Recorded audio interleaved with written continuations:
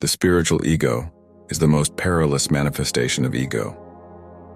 It is an insidious force that, if left unchecked, possesses the potential to unleash profound devastation upon one's life. But what is the spiritual ego?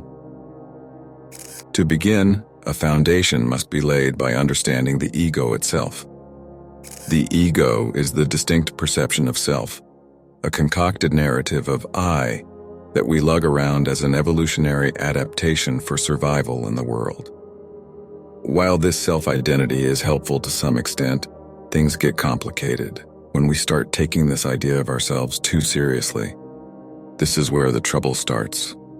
Our unhappiness stems from being too attached to this ego. Now, why does the ego make us suffer? Imagine feeling like we're all alone, like separate islands in a vast ocean. This feeling of isolation disconnects us from our true inner self and the larger reality, which is actually limitless, whole, and unaffected by the usual life and death cycle.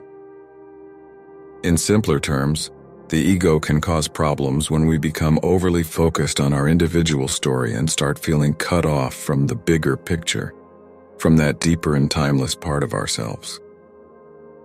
Unlike its violent and overtly aggressive counterparts, the spiritual ego assumes a veneer of benevolence, touting noble intentions, a heightened frequency, and enlightened perspective, all veiled behind a facade of modest self-importance. The trap of spiritual egotism is like a hidden danger that can catch even the most sincere seekers of wisdom off guard. It can capture them in its grip, either through their inner thoughts or the pressures from the outside world.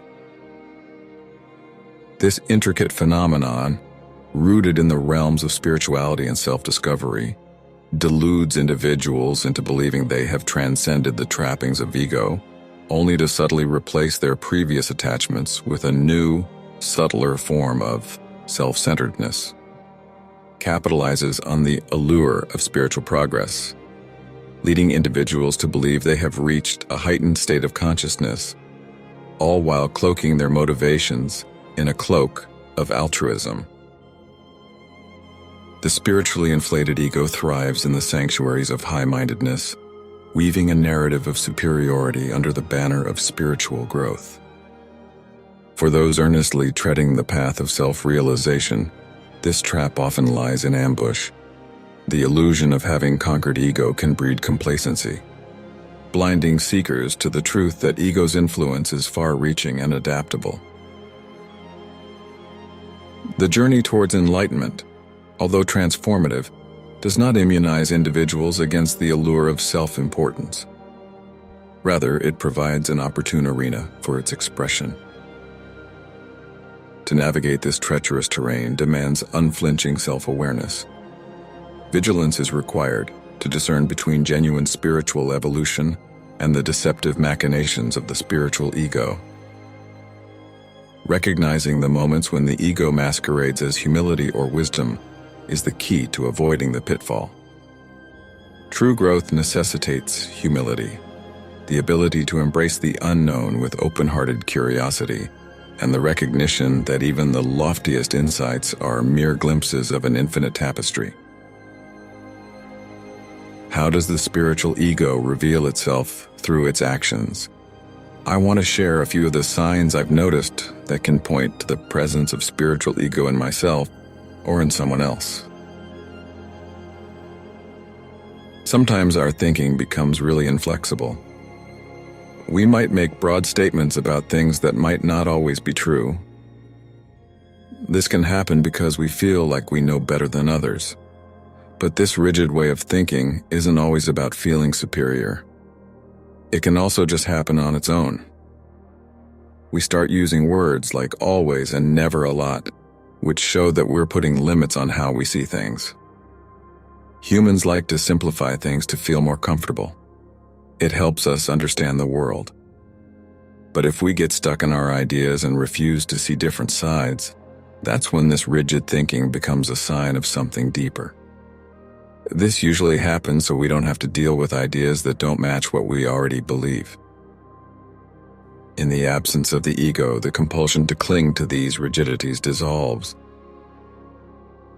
Fear no longer serves as the driving force, for there is no investment in external validation.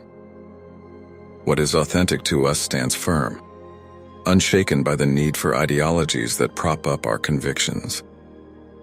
In the realm of egolessness, an invitation beckons us to embrace the beauty of our own truths, unburdened by the shackles of dogma. When we let go of our need to prove ourselves, something beautiful happens. We don't have to be so stubborn because we're not trying to impress anyone. What's true for us is important, and we don't need to rely on strict ways of thinking to back up what we know. Another sign is our over-identification with our spirituality. When our sense of self becomes tightly linked to our spiritual journey, we start finding our worth in it.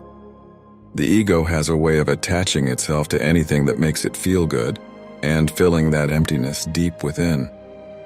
The idea of being spiritual fits perfectly into that void. As we shed various ego-based identities, like how much money we earn or our job, there's often a phase where these external markers of identity dissolve. When we've let go of all these labels and there's nothing else to cling to, the very spiritual practices we've embraced can morph into the new identity we grasp onto. It's like a surprising turn of events. Something that was meant to help us grow beyond ourselves can sometimes become the very thing that boosts our ego. From my own journey, I've found that handling this aspect requires a frequent return to humility. It's like a cycle where we notice it happening repeatedly. Whenever our thoughts try to fill that inner gap by holding on to something, we recognize it and acknowledge that it's not true. Instead of rushing to fill the gap, we allow it to stay empty. We gently remind ourselves that our value comes from just being who we are, as consciousness itself is sufficient. Recognizing and releasing the grip of the spiritual ego becomes an art of conscious awareness. This elusive companion can manifest in subtle disguises, yet with the light of mindfulness, we can discern its presence and gently guide it towards dissolution. Release the need for external validation. Embrace humility as a guiding light. Recognize that the spiritual path is a shared pilgrimage, and the insights gained are not exclusive badges of honor but collective treasures. As you unburden yourself from the compulsion to impress or compete, you create room for authenticity. If you resonate with what we've shared, we invite you to share your thoughts in the comments section below the video. Have you recognized other signs of the spiritual ego in your journey? Your insights enrich our collective understanding. Thank you for your time and see you in the next video.